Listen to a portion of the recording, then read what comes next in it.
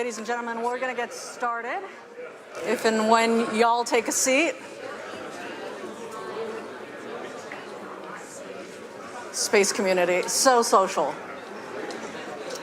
All the time. Okay, but for real. For real this time, ladies and gentlemen. That worked? Mostly because most people are afraid of me. Yeah, the mom voice kicked in. Oh man, that was not even the mom voice. The mom voice is so much more terrifying. Also because I'm Korean, and Koreans are the angriest of Asians. Yeah, here we go. This is going to be a great panel, y'all. All right, so my name is Sarah Mineiro. I have the pleasure of being a senior non-resident fellow here at CSIS and doing all other sorts of sundry things around town. Once upon a time ago, I made terrible life decisions, and I worked on Capitol Hill as the staff director for the Strategic Forces Subcommittee, where we drafted the language for the establishment of the Space Force. A bunch of people in here still have not forgiven me for that, and I'm sorry, I will buy you drinks later. This is really a fascinating panel that we have today. Last week, Secretary Hegseth talked about acquisition reform that started, quite frankly, and has been needed for a long time, but started also on Capitol Hill in both chambers. And the question then becomes, when you look at space, there has been a lot of discussion. You know, the space community is infamous for being very insular. I tell people that the space community is like the same 7 people licking the same ice cream cone at different RPMs. You're just going to run into each other all the time. And so then the question becomes, in that kind of an environment, how do you take those larger acquisition reform movements that are needed across the entire department, and how do you make them and tailor them specifically to the Space Force so that we can deliver warfighter capabilities? You know, space, and the Space Force being such a small kind of force, but the budgets, the programs, and the warfighter impact, quite frankly, are outsized for every single one of the operators and acquirers. And to talk us through both that perspective from the acquisition point of view and from the industry point of view, we've got a fantastic panel here. They are so fantastic, I'm going to let them introduce themselves because I could only do them injustice at this point. So we'll start with you, General. Sure. Steve Purdy, I'm the military deputy to Staff SQ, which is the Space Acquisition Organization. And since January, I've been the acting assistant secretary or the service acquisition executive for space, meaning that I run all the space acquisition programs until we get a political appointee in place. Great. I was introduced earlier, but I'm Kay Sears. I run space intelligence and weapons systems for the Boeing company. I'm Nick Bucci with General Atomics. Before General Atomics, I worked, share some history with Kay. I worked at Lockheed Martin for 27 years. Been with GA for the last, doing many different things in the missile defense, space, and defense acquisition. Morning, Ben Nicholson. I'm the Chief Business Officer with Ursa Major. We're a new entrant to defense with the heart of propulsion, both liquid and solids. By way of background, I started in the U.S. Coast Guard. Just want to see if any other coasties are in here. Not a lot of space in the Coast Guard, but there's usually one. 12 years working on Capitol Hill, working on appropriations, where we talk a lot about acquisitions as well, trying to connect dollars and results. But pleased to be here with all of you. Thank you very much. Awesome. This is going to be great. We heard this morning from the CSO about acquisition workforce. It was one of the issues that we dealt with when we were on the Hill. It was, quite frankly, one of the foundational reasons that people on the Hill, members of Congress, believed that there needed to be a Space Force. And you've inherited just all of the, kind of the Air Force space programs. You've tried to manage kind of through that. And I think, quite frankly, admirably, there has been a lot of advancement in commercial participation, in requirements. You know, one of the things that is exceptionally brave for an acquirer to do or an acquisition person to do is to cancel a program. There have been programs that have been canceled. And all of that with a focus of delivering capability to the warfighter and the joint warfighter in a timely manner. Space Force now about 5 years old. How is that acquisition workforce development, not only in its current state now, but where it needs to go in the future? Yeah, so I'll start that, obviously. So acquisition workforce, incredibly complicated topic. Obviously, there's a lot of aspects to it. Culture, training, processes, procedures are all elements of that. We have done a lot of good work in the last few years, as you commented about. And so Honorable Calvelli was the first space acquisition executive, political appointee, laid down his tenets and formula of basically back to basics. Hey, let's have fixed price. Let's have 2 to 3 years. Let's focus on executable contracts. Let's hold program managers and industry accountable. And so really set a new baseline that allowed us to kind of clear out a lot of issues that were in play, both in a culture and programs, canceled programs, et cetera. We've built upon that this last year. We haven't let grass grow under our feet as we've kind of taken over in January, and we've built upon that foundation and moved on out, and really done a lot this year that kind of foreshadowed SecWar's acquisition reforms. And I could go into a long litany of those later. But the workforce question is really the key piece here, because you have to have a strong, vibrant workforce to do the work. And we're in a really interesting time and a troubling time. There is a strong, motivated force, but there have been an incredible amount of pressures on them this past year.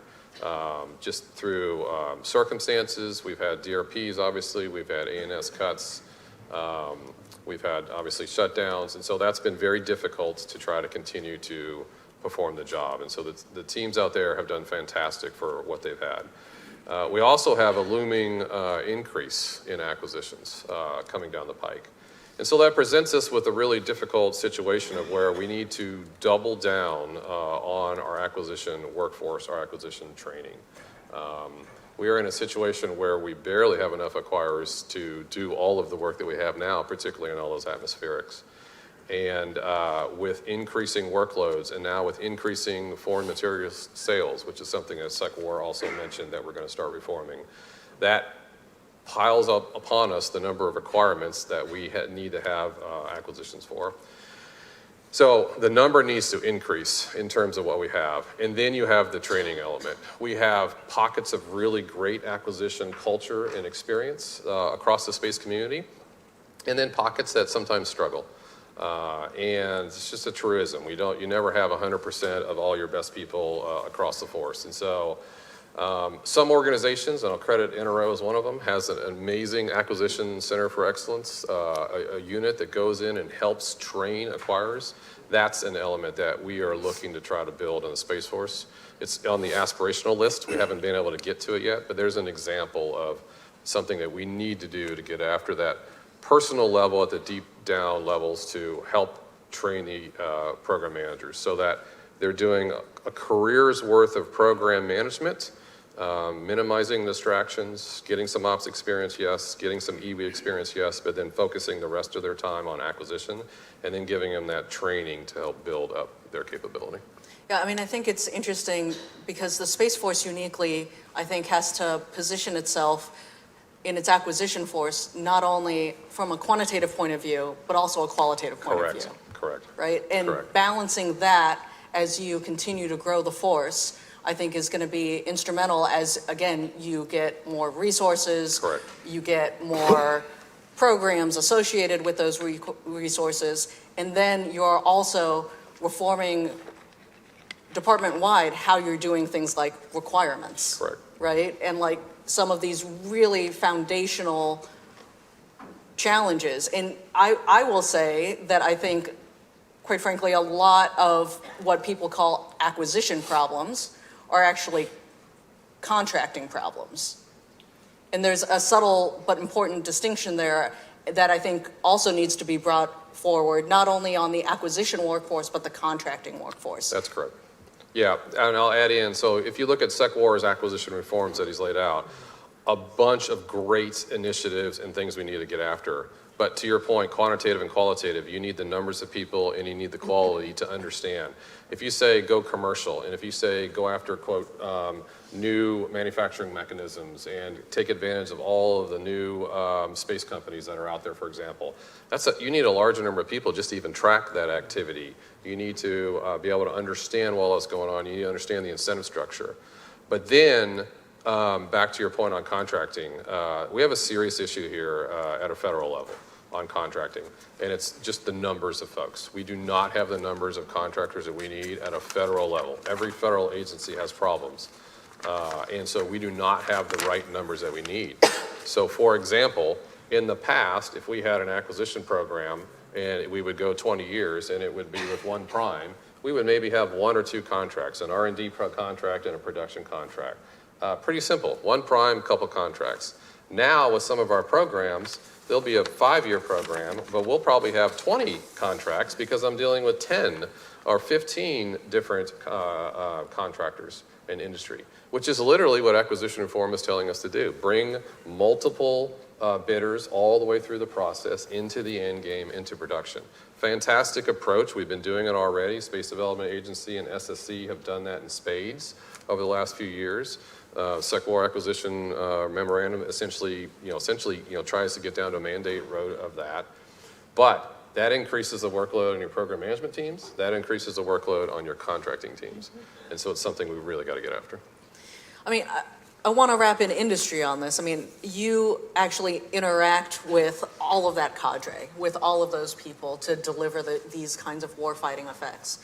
And when you hear this, how are you experiencing that, not only in the past, but now in foreshadowing, as the General said, where that acquisition reform is going? Because Space Force has actually led in some of those areas, and so you've seen that.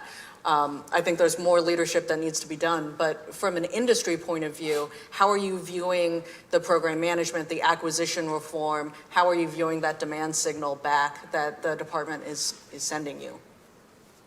Yeah, I'll make a few comments there. First, I'm going to be very positive on the acquisition leaders that we're seeing in the Space Force, because I think at no other time in my career have I seen so many program managers and PEOs and leaders ready and willing to sit down and talk.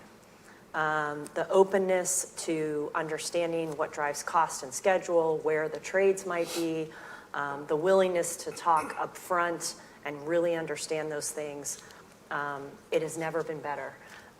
But you can tell that they're stressed, you can tell that they're overworked, and then when you get into that contracting element, that's really where I see the slowdown, hey, I've only got one playbook, I'm going to go follow the playbook, and we really start to lose sight of the mission objective and the ability to get something out of the system, a capability delivered. But I truly believe we have an amazing Space Force acquisition community that's open to those kinds of things. We absolutely have to leverage that all the way through the process, including the contracting element. I guess I'd like to foot stomp 2 things that the General said and some that Kay said. First is, it's been a tough year for the entire acquisition force across DoD. As the General mentioned, all of the different circumstances that are kind of driving some of that difficult year. And from an industry perspective, our job as we move forward is working together, making sure we communicate, as Kay said, and figure out a way to get things back rolling and moving efficiently.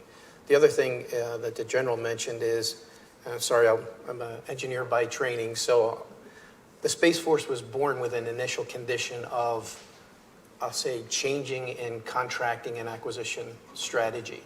And as a result, they're ahead of the game compared to the rest of the Department of War. And I think that's been very helpful because they've been able to leverage a lot of the lessons learned in the past. And I think that's been helpful.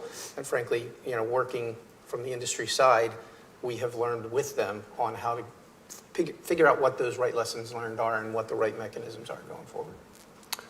Yeah, I think I'll just add on to a lot of what people have said, but starting macro, we've been talking about acquisition reform, and I've been in DC now 26 years, 30-year career. And I can't think of a year where we hadn't talked about acquisition reform, and I think perhaps the term is even antiquated. I really applaud where we're headed. It's more of an acquisition evolution. The really good contract officers, especially with new entrants and small companies, look at us through a lens of partnership. So you look at the old rubric of good, fast, and cheap. Our warfighters don't have time. This technology is extremely tough, so it's got to work, it's got to be developed quickly, and it's got to be cost effective. And I remind everyone in the room that the US government doesn't produce anything. They need us to do it. So the best contracting officers are those that can form that partnership and we can have those conversations, but that takes a lot of resourcing. It's very, very hard to do. And we're grateful for those who will take the time to look at a small company like ourselves or explore a partnership and see how that can be beneficial to the warfighter. But I think the last point I would make there, when you look at that rubric, especially for new entrants that are capital limited, one of the things that we're very, very willing to do is to prove it. Contingent type operations are ways that I think we can move faster, we can prove the technology, we make it easier on the contracting officer, provided that we know that if we prove it, that there's something at the end of that proverbial rainbow. Yeah, I mean, I think what's interesting, and I love that you brought up this point of different kinds of actors, right? Different kinds of businesses. And one of the things that is fascinating, I think so frequently people just make this binary, like industry. Well, what the heck does industry actually mean? Also, you know, what the heck does like commercial actually mean? Like, this is more than just a philosophical discussion. It's a discussion that has real consequences. And one of the things that I hear frequently from people is, well, the government just needs to send a demand signal. They need to send a real demand signal. And so the question that I always have for industry is, what kind of demand signal are you actually looking for? Are you looking for some strategic policy document? As a policy person, you know, as an authorizer, words matter. As an appropriator, words don't matter. Like, let's go, numbers, execution, right? Like, appropriators, they'd be closer to God. That's great. Public math, it's not my thing. Ideas without funding are hallucinations, just to be clear. Right? Okay? Let's be really clear about that. Sorry, the old appropriator. Thank you. Right. So at the end of the day, like, what kinds of demand signals are you looking for? Does that vary by the kind of business, whether you're doing more kind of as a service provision, you're doing hardware OEM, you're doing, you know, your pre-seed versus publicly traded? Like, what kinds of demand signals is industry looking to receive from the government? Go ahead. So I guess I'll look at it, it depends on the type of industry partner that you're talking about, right? You know, we have 3 significantly different companies represented on this panel, right? Publicly traded, private, and burgeoning, I guess is the best way to say it. And I think it really does depend on that, right? What drives each of those companies to be part of this industry, to want to take part in being the evolution of the space as a warfighting domain? From General Atomics' perspective, our drive is technical innovation, right? Developing, so when you talk about what do we need from a demand signal, I guess there's 2 pieces, right? To your point, dollars are important. So a consistent demand signal so that I know what I'm working on now has a home in the future, and that will matter from a numbers perspective for capability, but also from a programming and eventual revenue perspective. So I think it really does depend on the type of company that you're talking about as to what the real is. So for us, I'll call it a strategic demand signal and a tactical demand signal, right? The strategic is, what do you really want from a technology perspective, and what do you want from a tactical perspective in terms of the numbers? And that's what will drive us. Yeah, I think that's exactly right. We use demand to invest, and that is more of a, hey, what's the architecture, keeping us informed about the threat so we understand how our products and capabilities have to adapt over time. And that investment starts early, so we need to understand that. The other place we really use demand signal is in production capacity. So how many becomes important. How many can you produce? How many can we field? How many can we launch over a period of time? And what's the replenishment and sustainment strategy for that? So, and that can also come from an architecture that could be enough. But in a lot of cases, we actually need to understand a lot more about some of the hard requirements. What is good enough? Is a Class C system going to be good enough? How much redundancy are we going to need to put on the system? Is it a 2-year satellite? Is it a 10-year satellite? Is it a 15-year satellite? So all those, I would say, kind of little r, some of those are little r requirements. Those are very helpful as well, because that really helps us understand how we have to lay out the line and the kinds of supply chain. That would be another really, really important way that we use demand signal, is to understand our supply chain, their readiness, what do they have to invest, and keep in mind that can go down 2 or 3 layers. And it probably should go down 2 or 3 layers. It needs to, yeah. Yeah. But that requirement conversation is also shifting. I mean, we're getting the question, what are you capable of? So what are you capable of from a production point of view? What can your technology do? I mean, the first real disruptor that, and disruptors overused, but I mean, think about unmanned systems. I was on Capitol Hill when that conversation was going on. This is dating myself, this is 2002. It took a different paradigm shift, and now today unmanned systems are obviously just a hallmark of all of our assets. From our point of view, that conversation about requirements is shifting, and they want to see what we're capable of and how quickly we can scale to do it. We have a lot of new entrants which are heavily capitalized. They are coming to the table and showing new capabilities, and that might change ConOps a little bit, and that conversation shifts. So what I see is that as a dynamic question. But I think the point I would leave everybody with is right now, today, on average, it takes 8 to 12 years to go from new idea to program of record. 8 to 12 years. Do we have that kind of time? Of course we don't. I mean, where are we going to be? Where will all of us be in 8 years from now, right? Where will our adversaries be in 8 years?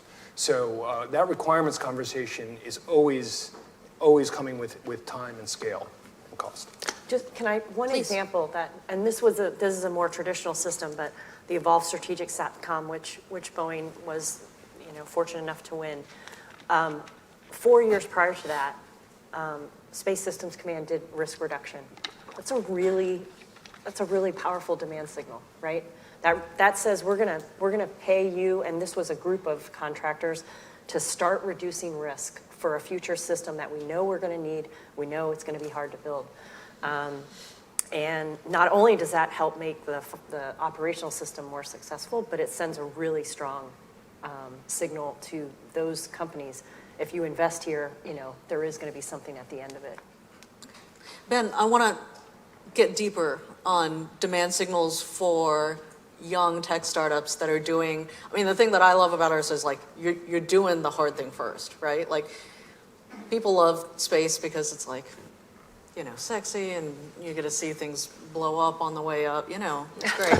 But what I end up telling a bunch of young, very enthusiastic companies is it's still rocket science. People are well, we can't do that because it's classified. It's not classified? Physics.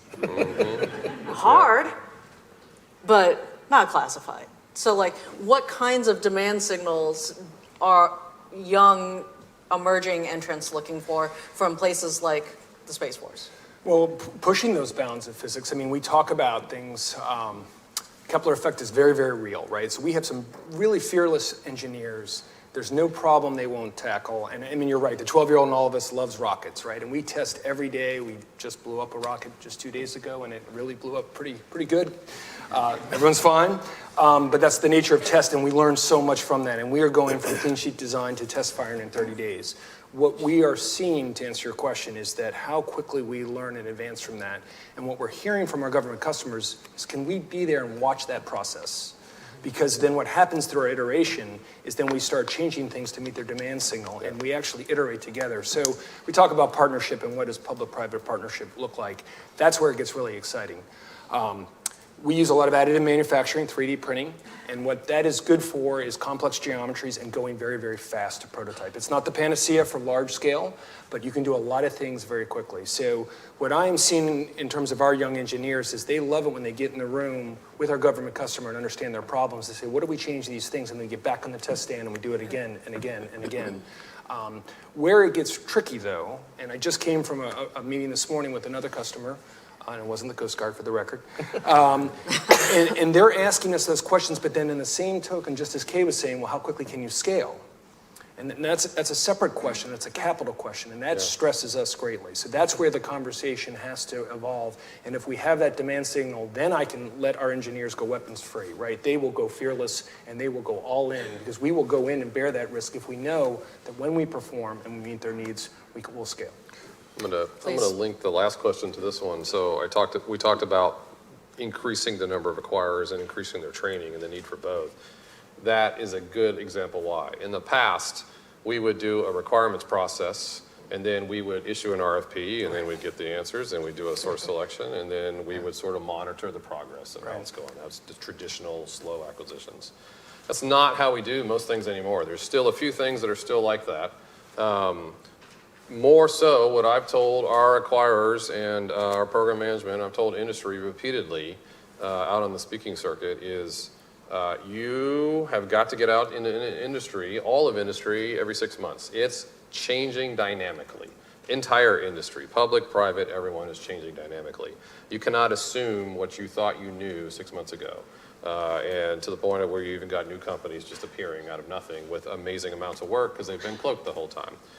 And so we have to deploy acquirers out into industry more and more often just to run down all of the activity that's going on.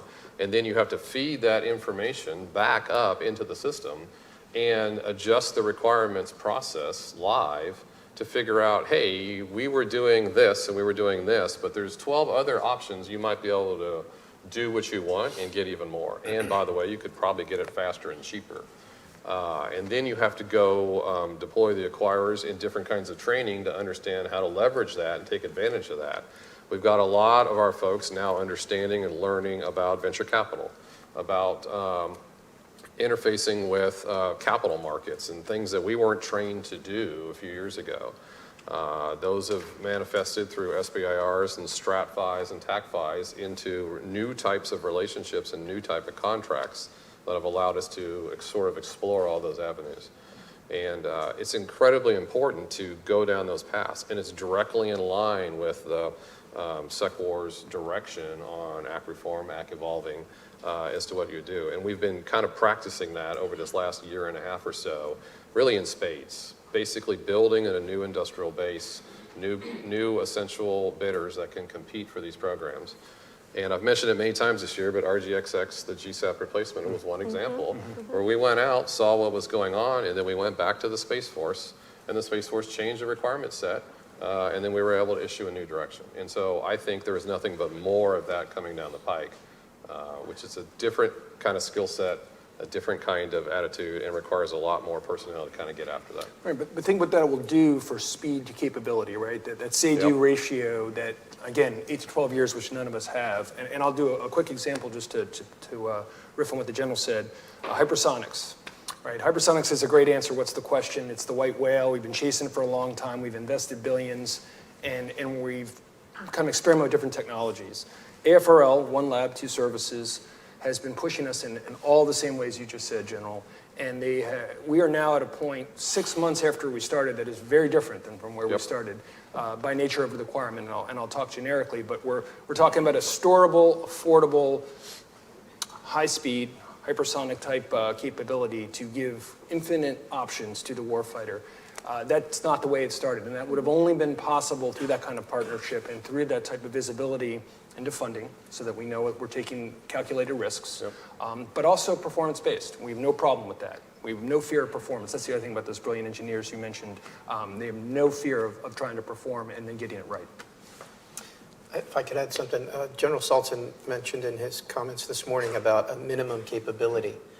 I think that kind of leads on to things like delivering something, in a program I worked in the past, we had an expression, build a little, test a little, learn a lot. And that's kind of what you were talking about earlier, right? And I think it's very important that the Space Force has and continues to have strategic patience as we go through that process. As we build something, it doesn't work as we expected it to. We have to learn from that and then build some more again. Or we build something at a smaller scale, learn from it, and then we can scale up, as the general said. So I think there's a bunch of different things that are already in motion, and we got to just keep moving that ball down the field to continue those and get them better. You got something to say? Yeah, I'm going to jump. I know you have questions, but I thought, so SEC boards, this is a really interesting point. So there is a lot of movement that we want to do in sort of act reform. And the main underlying emphasis, SEC board speech, was, hey, we're at war. Systems at war, act like we're at war, which I love that model. And so we're really set for some really interesting discussions. Because, okay, I can go ramp up the acquisition system, work with all the different companies, and I can pump out product, I can start low, and I can pump things out fast. But we need to have a real discussion on the operator side and the requirement side. Because these aren't commercial entities, these are warfighting systems, and there's a joint warfighting force that has to produce guaranteed results. And so I'm very interested in the upcoming conversations, not just in the balance of requirements and trades and whatnot and how all that works, but what is the appetite for fast, rapid delivery of capability? Because that capability will not be the 100% capability. It probably won't even be the 80%, it might be the 40%. It might have issues, it might have some bugs, it might cause you to be down a little bit. I'm kind of wondering, right? So we have to balance that. I see both sides of the picture. I'm kind of 50-50 right now. Hey, I want to deliver as fast as possible, but that's going to produce less capable systems, but we'll be able to rev faster. But there'll be risks there. There'll be operational risks there. And there's not a good answer to that question yet. So that's going to be a hot moment of debate here going forward over the next few months. You know where it breaks down, though, is safety and performance. Safety can never be compromised, right? It's got to be sailor-proof, soldier-proof. You'll never be marine-proof. But it has to be safe. What about the coasties, though? Coasties are the tip of the spear. I don't even get me started on that. But I think one of the things when we talk about systems good enough, we look at, well, what if we were to look at our processes so we make sure it's 100% safe as it needs to be, but good enough from a performance point of view? And that's just one way to go fast. Good way. Yeah. One of the things that you've talked about, and so I watched the rollout speech about the acquisition reform, and I thought it was fine, but I was actually like, this all looks pretty familiar, right? Like, and I think it's because, I'm so close to, I think, a bunch of the Space Force stuff that I was like, I think there's a lot of continuity there. I honestly think that they're taking a lot and just scaling it across the department, with things like the integrated mission deltas and the way that you're working with commercial.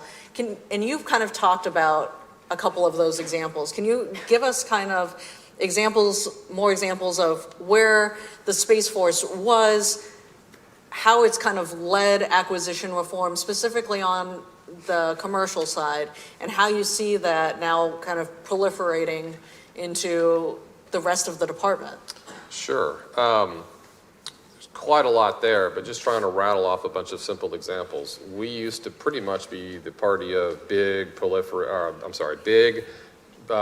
Hayden's quote, big juicy targets, right? So he loves that quote. Right, That's his favorite. I do love that quote. And it sort of embodies the problem. Hey, here's $1 billion satellite, we got like 3 of them. Or here's a $2 billion satellite, we have just a couple. And so perfectly fine in a peacetime environment, not applicable at all in a warfighting environment. So the construct of proliferation has been a big element. We talked about it for years, and we finally started to move on with that. We started in LEO, and then last year we found out as we were exploring RGPS, we could head into MEO, and then with the RGXX project, we found out whether we could go into GEO. Commercial industry was able to start producing buses at rate and payloads at rate in ways that it was unexpected. So proliferation has been one major aspect, which is really a original Calvelli tenet of break apart the problem, get fast, rapid acquisitions out the door. So All of those elements you'll see in these acquisition form tenets. Other ones that are really interesting are multiple award winners. That's not something that we've really done. And what I mean by that is we traditionally will award to a couple companies. We'll do some down select for a period of time. Traditionally, that's because we want to continue competition because the government perspective is I need that competition to continue until the last possible moment, or usually when your money runs out, you'll pick one and then you go into production at that point. We don't typically have end item production units from multiple different industry partners. That's how we're moving in the Space Force. Space Development Agency that's just a matter of course how they've done it.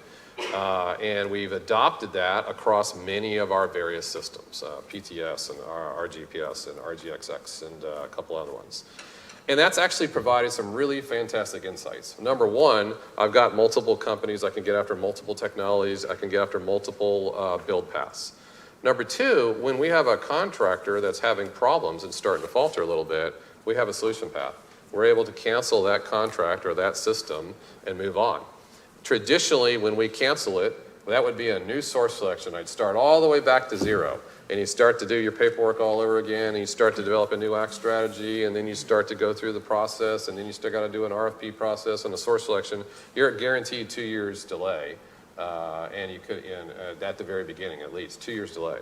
In this case, no delay at all. I continue moving along. We've done that multiple times over this last year, and that is a key element. And additionally, as articulated in SecWar's documentation, it also touches on the industrial base. It feeds the industrial base, and we get out of this issue, particularly in space in the past, where we had just one company that could do this mission and one company that could do this mission, and you were kind of stuck. And so now we could kind of work on multiple aspects, look for different technologies, and sort of see who has got that capability to produce. Can I add to that, though? Because there's an important element to the SDA model, and I don't disagree. Multiple contractors, all those benefits are great. It has to be a win-win, right? When you have multiple companies building out production facilities and you're going to award to them once and then maybe again 3 years from now, right? Because they're still part of that group. What have they done with all of their people who worked on that production, right?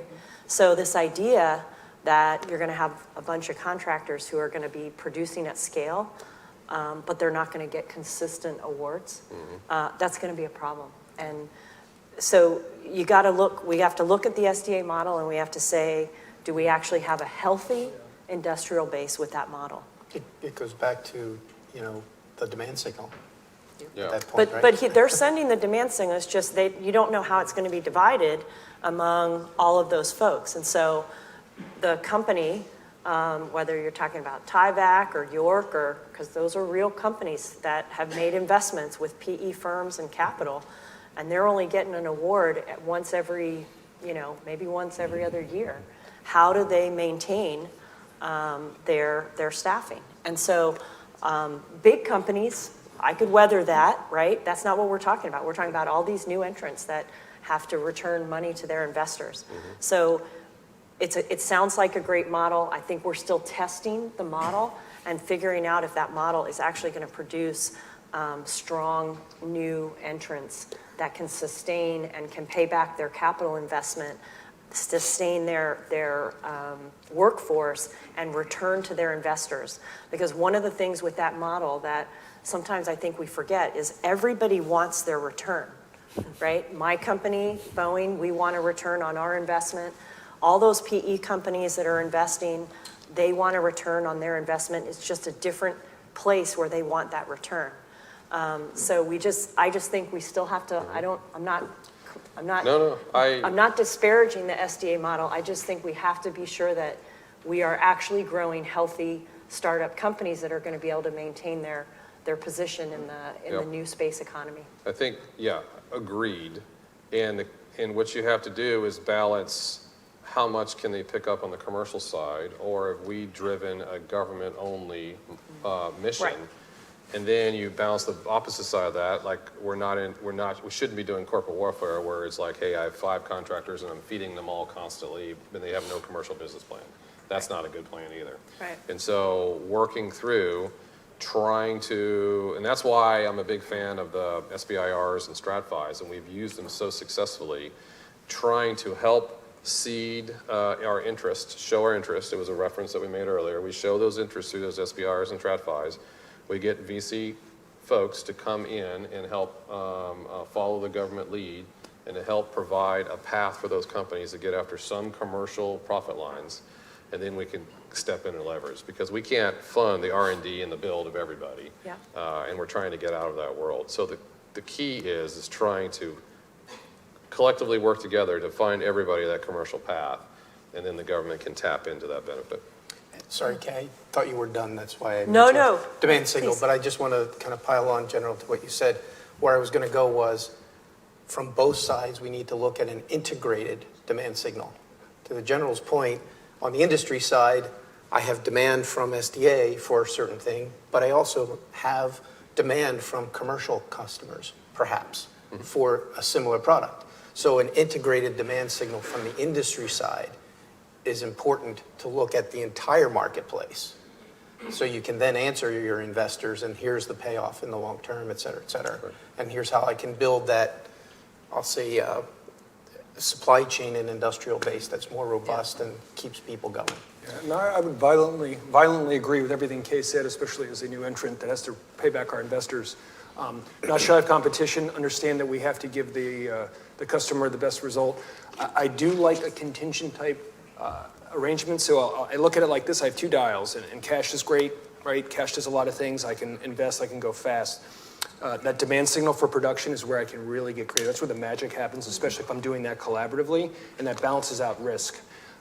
We talk about risk of a new entrant going all in and then not winning, then what happens to all of that investment? So this is just one way to manage that, and I think it's a very fair proposition when it comes to industry. And I would argue, just as a quick response, I mean, that's what it appears that SecWars, Reforms is touching on, when they want multiple winners in that end game to touch on the industrial base side of the house. Yeah. They want to seed and help the industrial base, which is a good change of viewpoint, I think, rather than, hey, we want a winner and that's it, and then everyone else just suffers. So I like that approach, and I think that's helping. Yeah, At this point, I am going to just solicit questions. We are going to move into a portion where we will take moderated audience questions. So if you have them, scan the thing, do the thing, words. If you put in binary, I can't read it, so don't do it. But a lot of good audience questions. Actually, let's just start with the supply chain one, which we just kind of talked about. The buzzword on the street right now is scalability, as well as agentic AI. Everybody says agentic AI, right? I know, Yep. right? Yep. Scalability. For the Space Force, for space capabilities that can be particularly challenging, where do each of you kind of see the largest challenges in scalability and producibility for space architectures, and how do you think we can address it? So certainly there are some real pinch points right now as we look at scalability with some space electronics, things like reaction wheels. I still think we have a long way to go on laser crosslinks and the ability for those to interoperate. I mean, at the really basic level, if we want to scale something and we go down and deep into our supply chain, it can take 2 to 4 years for those folks to really ramp up. So we've got to start feeding second sources, again, back to the demand signal, feeding those second, third sources. It's really when you get down to the mom and pop suppliers where you really have the scalability issues, the readiness issues. They don't have the capital investment. And to say that we don't have mom and pops in our supply chain is crazy. We absolutely do. They've been the backbone of our country for a long time. I don't think the answer to that is vertical integration. I really don't. I think that's where we get a lot of innovation, but we have got to be able to scale those folks. So it's really about staying in touch with the supply chain, understanding where the pinch points are, really sending a demand signal and developing some of those second sources. And actually the Space Force has been open to tell us where you have those pinch points. We will go, we will talk to those suppliers, we'll maybe, and they have funded second source suppliers to get into. The way we did the laser crosslinks, I think, was a really good example of that. So, so that's a real issue. It's going to be a constraint as we start to produce hundreds and thousands of certain things. And I think it's going to affect me in the same way it's going to affect Ben or anybody else. So we really have to understand the facts and data. Where do these guys sit? How much investment do they need? How much time do they need to scale? How many real suppliers do we have that can meet that challenge? I think from a Space Force perspective, the other services are looking at industrial base vitalization, right? The Navy, from a shipbuilding perspective, is investing billions of dollars. The Army, from a munitions perspective, is investing billions of dollars to understand where the soft points are in the supply chains and how to build them so that they can scale, et cetera. I think the Space Force has done that already in a couple of areas, but as we look forward, there may be more, as Kay said, of more strategic areas that we need to look at collectively for where can we do collective investment. It doesn't have to be just Space Force investment. It can be industrial investment as well. I mean, National Security Space Launch is an example of where I'll say that long-term industrial base for that particular aspect has paid off significantly for everybody in terms of bringing the cost down of launch. And so we need to, as Kay said, kind of work through where are the key areas that we can then look to invest across to make a more robust industrial base. Yeah, and I'll say 3 points. I'd love to tell you all that I'm 100% American-made, and I think I am. But how far do you go? When it comes to additive manufacturing, we print with these powders, where those powders are sourced, and then the composition of that, and then you just keep going and going and going. That's where AI actually has some application for that. We want to give that assurance, of course. Then you look at things like small parts that aren't that sexy, like solenoid valves. And there's no one that will tell you that valves are not a limiting factor when it comes to space. We make these valves, and people say, oh, you've got valves. You had me at valves. And valves are not that sexy, but boy, they're necessary. And we just cannot make enough of them fast enough. One solution I see, and Kay and I talked about this briefly, when you talk about partnerships, this is where a lot of magic can happen between small and large companies. We've had great conversations with the Boeing company about some opportunities where we do partner together, and maybe, I mean, let's face it, the Boeing company can build anything and build it well. Their supply chain lens is completely different than ours, but the combination is one way to solve some hard problems. Right. Just from the government side, to kind of wrap that up, just a couple thoughts. One, I strongly believe that the supply chain is a domain of war. We don't think of it as that, but I absolutely believe it. And when you see the infiltrations and the active thinking of that, 10 nodes down, yeah. I think we should have 100% knowledge of our supply chain to the dirt. And that is a computer tracking info problem that with modern tech we should be able to handle, honestly, so that we can have complete an understanding, and it's a shared resource between industry and the government. So domain of war, absolutely, and I'm trying to kind of set up limited aspects of kind of an ops-centered construct, trying to ask ourselves, what does that look like? How do we get after that? There are many companies out there that do supply chain surveillance, and we've tapped into those for good use. The other one is interesting. You mentioned not a fan of vertical. You really have two, like when I go out there and see the different companies, I see two different kinds of models. One's kind of an integrator model, one's kind of a vertical integration model. And I'm struck by the vertical integration types who have decided to just, hey, something's going to take too long, we're going to do it ourselves. And they do the make or break aspects, which is all good. And they're really interesting to watch that. And it's always fascinating to talk to companies why they've decided to do one or the other. But it is interesting because I do wonder, as we track supply chain issues, and I've got supply chain parts in different acquisition programs, we spend all this time and energy tracking various supply chains, but it's very, very hard to go track the vertical integration supply chain. They're building it themselves. There's actually a resource there that's untapped. Sometimes those verticals, those companies decide to go ahead and sell as an OEM some of those pieces. And so there's something there that I think we need to tap into that none of us have really been able to kind of get our arms around. And I didn't mean to imply I'm not a fan. I do think, listen, during COVID, I think we all wish we were vertically integrated. And we're looking at make-buy very differently now because of COVID. It taught us a lot. But I don't think the answer to every system is a vertically integrated system, because a lot of our key performance comes from companies that are singularly focused on some very important technology. We've got a couple of questions here about allies and partners, allies, not only in the context of supply chain, but also in the context of the broader industrial base, signals, how we're looking either to partner or compete. I mean, this was a significant part of Secretary Hegseth's discussion as well. How is the Space Force and Space Force acquisition going to be impacted by FMS reform, by movements of DSCA, DITSA, things like this? And this is an interesting area where in the commercial market there's a lot of international investment as well.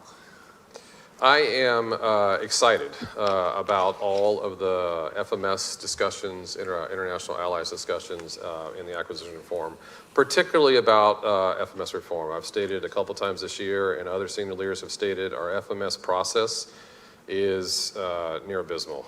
It's just way too slow, and we are losing out to international industry. FMS means foreign military foreign sales. military sales, and we have documented evidence of that. And that's bad. And so the FMS was developed in a different time and place and serves a good, strong function of kind of a protectorate, and it's a multi-year activity, 24 months at least, to go through this process. We have got to a point, I would argue that, hey, if we want to have a deal and we think we know what we want to do, a couple of weeks, we're done, and we're off and running. And so I am looking forward to the reform activities, and I've kind of made my position known within the system, and we're absolutely willing to volunteer. On the Space Force side, it's an interesting story. We don't typically do FMS. That's not typically been our history, with a couple of caveats. We've always done these GPS terminals for decades. We've done that activity. And now we have about 80 different FMS projects and activities working, mostly through Space Systems Command. All at the lower level, and they're all kind of working through the system. Some of them are activated, and we're actually starting to do the actual product. And now we've got, I would call them a bunch of small fish, all swimming. It's really amazing, but then it's additional manpower problem, just trying to get your arms around it and make this thing happen.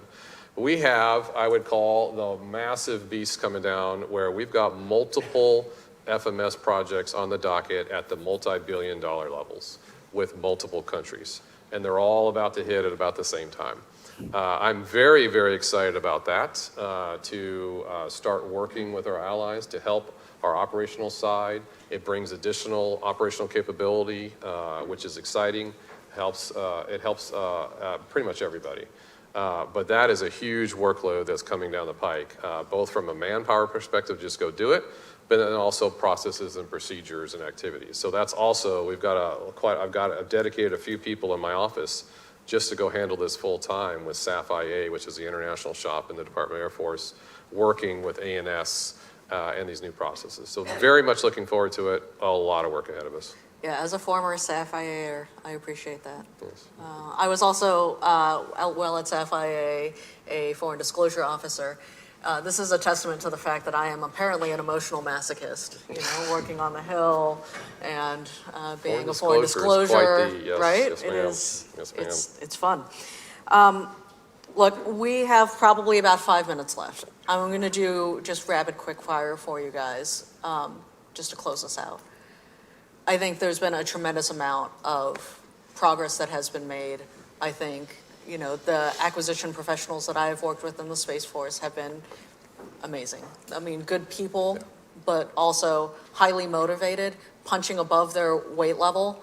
I think that I've at least experienced people at almost all levels that are willing to take risk and have a little gumption. I mean, I tell my kids frequently, like 99% of life is how you're going to react to the word no. And like not accepting that as an answer and moving forward is fascinating. But what can we do better? What can the Space Force do better? What does it need to do better to deliver these joint capabilities? I frame this kind of question in four bins: requirements, acquisition process and culture, operational acceptance, and test. I really got those backwards. Test and then operational acceptance. We in the acquisition community own the acquisition process culture straight up, right? That's in my job jar. But requirements, tests, and operations is in the Space Force side. We've actually done reasonably well. I gave an example earlier, a couple examples of requirements. We haven't gotten work done yet on test and operational acceptance. Those center around risk and operational risk, and I hinted to those earlier. That's where we got to focus on. Okay. Okay. I also am, and I said it in the very beginning, I'm incredibly encouraged with what I see. It's going to have to be a partnership, and I just believe the most important gift that industry can give to General Purdy and others is our lessons learned, our knowledge about what we know and have experienced over decades of building capability and deploying capability. What drives cost, what drives schedule, what is performance. If we can get together at the table and talk openly and honestly, we can design things that can be delivered fast. I think we've talked a lot about demand signal and things like that. I think one of the things we need to work on is the ever-evolving rules of engagement from a Space Force perspective. Because with the swipe of a pen, somebody could change a relevant technology into a completely irrelevant technology or approach. And I think, again, government and industry can work on that problem to understand, when ROEs may change or may not change so that we can better tackle the overall problem supporting Space Force. Yeah, I mean, I think we're doing it and it needs to improve, and that is this relationship we talked about with the government customer. I mean, newsflash for everybody, and please write this down, space is expensive. The capital-intensive nature of this business is such that if we make a wrong step, we are screwed. I cannot afford to do that. I cannot afford to misstep as a new entrant. So, General and I talked about that relationship of having people upstream as we iterate. I'd like to see more of that, and then I'll just add what we can improve on is keep following through. One of the worst things that happens, we have these great engagements, awesome, we had this person knows what we're doing, and then I just don't hear from them again for 6 months, and they disappear, and I'm chasing them, and then I have to hound them, and then I have to think about how to text them, and this and that, and that's wasting time and resources. So making those relationships real and frankly, fruitful for everyone involved. Just to follow up on that, that's the final point I'd make is like we live and die based on our acquisition workforce. Yeah. And so you see those activities when we're undermanned and they're just overworked, right? Yeah. So they're just like, okay, meet with you, and I'll talk to you 6 months later when I have 2 minutes of downtime. So the right number of people, well trained, so that we can go execute all of these things that we got on the docket is a real issue here. Yeah, I mean, I want to say one more thing. When I was a very young person 30 years ago, one of the best things I heard in Washington is the desk is a dangerous place to view the world. So your point about get out in the wild, for the people in the room, that's another thing you can write down. Space is expensive. Get out and see the world. A couple things we can do. Awesome. Well, thank you so much for participating in this panel. I mean, this was, I think we had exactly the right people. If I offended you, my name is Carrie Bingen. But in all honesty, I mean, this is one of those issues that I think, is not super sexy, but is, in all honesty, the crux of why the Space Force was compelled into existence. And I think that the forward movement that this acquisition core, small and mighty as it is quite frankly also being proliferated across the entire department. And I think that that's worthy, and I think that that's good. And I think that there's still a heck more to do to keep it that way, to keep it healthy, to keep it not hollow, and to make it successful for the benefit of delivering warfighter capabilities for the entire Joint Force. If you will humor me and thank the panel, I will get off the stage. All right.